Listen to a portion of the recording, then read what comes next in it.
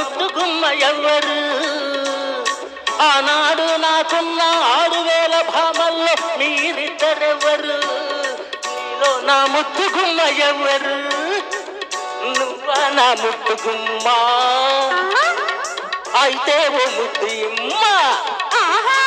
నువ్వా నా ముద్దుగుమ్మ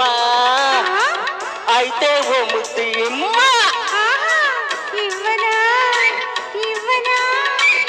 ఇచ్చింది చాలునా ఓహో కృష్ణుడు